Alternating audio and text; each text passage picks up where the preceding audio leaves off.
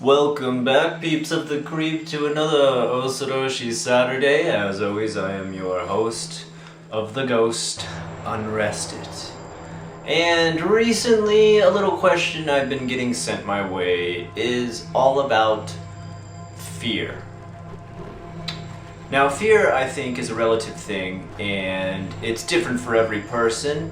Not only that, I think it's something that we not only need to admit exists, but respect as well. Speaking of such respect, I think it should also take place when we do our own personal research, whether it be paranormal, spiritual, or anything of the like. Whether you believe it or don't believe it. Now, personally, I myself have little more than nightmares from what I've researched. Nonetheless, that doesn't mean I don't respect what I research. I think the thing that you need to do is not necessarily let the fear control you, but give the fear of your own research the respect it deserves, or it just may come back to haunt you too on another Osoroshii Saturday.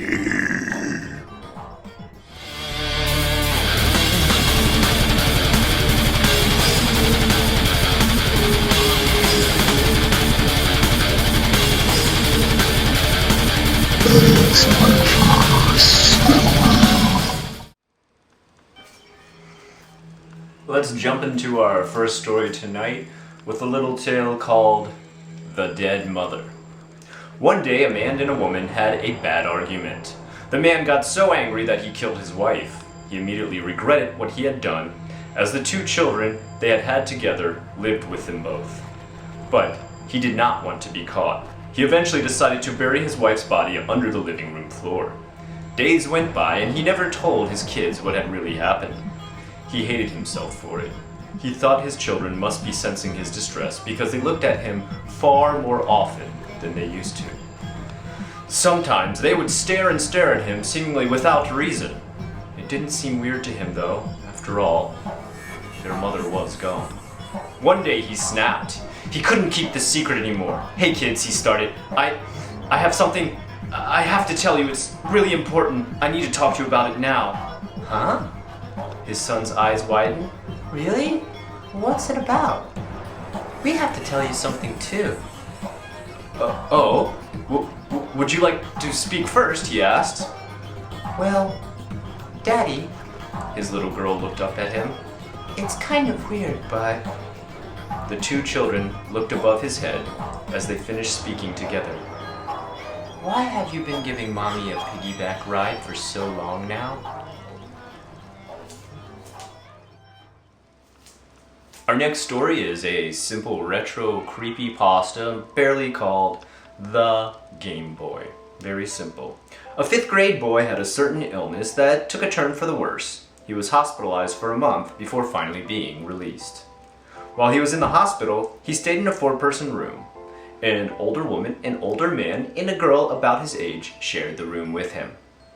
The boy was extremely shy and introverted, so he had trouble making friends with his roommates. For a few days, he spent all of his time studying or playing his Game Boy by himself. He had already beaten the game he had brought with him, but he had a lot of time to kill, so he played it for a few hours every day. About a week after entering the hospital, he noticed the girl in his room staring at him while he played his little game. When he looked into her eye, she became flushed and turned the other way. "Do you want to play?" he asked hesitantly. "You can borrow it if you want." The girl's eyes immediately lit up and her expression changed. "Really?" The boy nodded and gave her the Game Boy. She didn't understand how to play much though, so he helped her along and they played a little bit together. The game required the player to make a party of 4 people.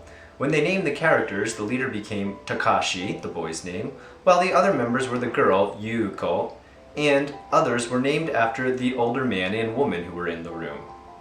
Takashi and Yuko became closer, and they spent much of their time together, even when they weren't playing the game. They talked about school, family, music, the coming summer vacation, and the time flew by for the two. Before he knew it, Takashi was being discharged. The nurses and his older roommates congratulated him, but Yuko could only cry. Seeing this made Takashi want to cry too, but he managed to control himself. "Keep the Game Boy until you leave. Call me as soon as you get home, okay?" With that, he left the game with her. Many times, Takashi thought he might try to visit Yuko, but whenever the thought struck him, he was so overcome by his social awkwardness, he never actually ended up going. A year passed and he still hadn't heard anything from poor Yuko. He was ready to graduate from elementary school, and it was about the time that he would be moving on to junior high school. He wanted to see her at least once before entering middle school, so he mustered up the motivation and finally went to the hospital. When he went to his old room, he saw that she was not there anymore. Her name wasn't on the residence roster either. Had she already been discharged? Unsure of what to think, he went to the nurse's station to ask what happened. "Oh, Yuko went somewhere far away." And other vague answers were all he got. But he was old enough to understand what they really meant, even without the euphemisms. The change in the mood, along with the nurse who burst into tears, made it too clear. Takashi was dumbfounded. While he stood there unable to move, one of the nurses spoke up. "Oh, are you Takashi? Yuko said to give me you this if you ever came back." He was given the Game Boy and the game he had lent her. He went home, skipped dinner, and sat in his room with the lights off. He turned on the Game Boy. The opening theme played and he remembered the time he spent with Yuko. The file select screen came up. The first file was their shared game. It seemed as if she hadn't really progressed much since he had first left her and they had played the game together. His heart ached with the memories and sadness. Below that file was another. He had never seen it before. The characters' level were all quite low. Did she start up and give up right away on a new game? He opened the file. When he saw the party's members' names, his blood went cold. They were, "Help me, I'm being killed by the nurse."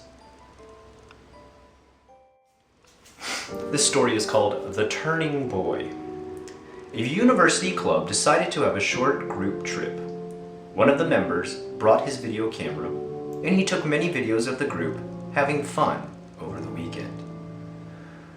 When the group returned and the cameraman started reviewing the videos, something odd caught his attention. The footage was filmed at around midnight in front of a tunnel. It was pitch black, except for the faint light given off by a street lamp down by the road. From within the tunnel, a girl from his group came into view. She was waving at the camera as she walked closer. Behind her to the right was a boy that looked to be about 7 or 8 years old. Was there a boy there? The cameraman wondered. The girl, now almost right in front of the camera, was dimly lit, but somehow the little boy appeared crystal clear. He wore shorts and was facing away from the group. There weren't any houses near the tunnel, and it seemed strange for a little boy to be alone at that part of the woods at this time of the night anyway. Still, the boy continued staring at something behind him without moving. When the cameraman told the club members about what had happened on the film, everyone thought the boy must be a ghost. Several of them asked to borrow the tape to see it for themselves. They all felt a little proud about what they had caught on the camera and began loaning the tape out to all of their friends. However, after a few days, one person who saw the film said something strange when he spoke with the cameraman. "The scariest thing is that it seems like you should be able to see the profile of his face, but you can't, it's like nothing's there." Profile? The cameraman was confused. He was facing the other direction. Of course you wouldn't be able to see his profile. Another person also said something that worried him. You know, when he starts to turn towards you and you can see his right eye. Oh, that was so creepy. What's she talking about? What's going on with this tape? The filmmaker gathered everyone who had seen the footage together so they could watch the tape at the same time. First, the girl came out of the tunnel just like before. The boy stood behind her facing the other direction. He slowly began turning towards the camera until his right eye, which seemed to glare at the viewers through the television, was visible. The group suddenly became very nervous. The boy seemed to be turning a little more, and a little more, and a little more, each time the tape played. If they kept passing the tape around, he would eventually face the camera, and whoever was watching the video, the hair on their arms stood on end, and they agreed to dispose of the tape immediately. Alright, I'm gonna end with a little short pasta right here at the end. Very interesting little story posted on Nichan here in Japan. Going Down, that's all it's called. I just got done working overtime. I was really late going home. I checked my watch and saw that it was already almost midnight. When I arrived at my apartment building, I pushed the button and waited for the elevator to come to the first floor. After a few minutes of waiting, the elevator finally arrived. Huh? The elevator was almost completely full, despite it being midnight. This was unusual. There were people of all ages on, from elementary school students to elderly people to young adults and even the middle-aged. I was dumbfounded for a moment. The girl right in front spoke up as if to break my trance. We're going down. Going down? Yeah, are you getting on or not? It looks a little crowded. I think I'll wait for the next one. The elevator doors closed slowly, and with a clank, the elevator began moving down. I couldn't stop shaking for some time after the elevator left. You see, our building doesn't have a basement or a bottom floor. Alright guys, that's enough of my jibber jabbering for this episode. It's time for us to move on to Ghosts on Film, our camera obscura segment. It's been done a little bit different this time, guys. I've kind of put something special out here for you because we're getting close to Halloween, and Halloween is a time for ghost stories. And now, the things I show you are kind of like documentaries and reports on ghosts, but none of them are actual ghost stories told by people who have experienced these different supernatural, paranormal situations. And that's what I'm going to show you a little bit of tonight. One of the first things I'm going to have on here is a little bit of comedians. Now, it's not going to be super funny, but it's comedians who have been put into a car that every month is given to them to ride around in Japan, and it must be done at midnight, and on the radio it can only tune to one channel that the show themselves directs, that pipes in the scariest true life ghost stories that Japan has, and they have to try and stay calm, and that car is filled with all different types of little pranks and things that jump out and scream scares and things like that. So it's a pretty interesting little take on ghost stories here in Japan. For you, I want you to grab a good drink, some food, maybe a snack, sit back, relax and enjoy. I think you're gonna like this.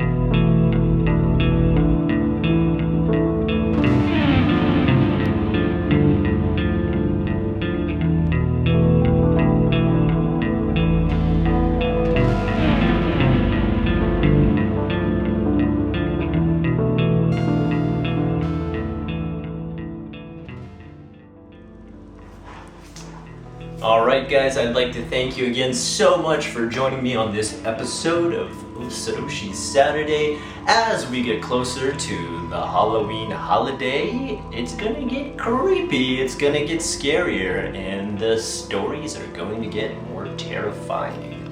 I hope to put quite a good one out as we get close to the Saturday closest to Halloween. On top of that, I would love it if you could tune in to my international creepypasta, urban legend, scary myths, and paranormal supernatural experiences from around the world. I'm talking everywhere from Morocco over to Sweden and every other place in between, all around the world, stuff you definitely have never heard of because it is so esoteric to the countries it is from.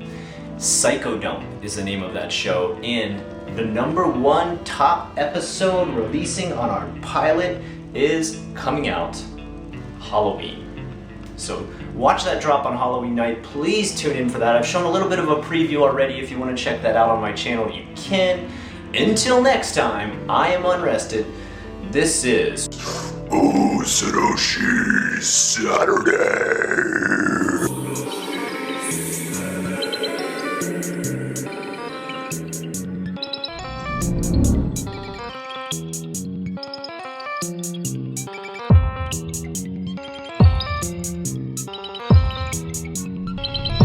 We created the perfect soldier. We call them the Death Squad.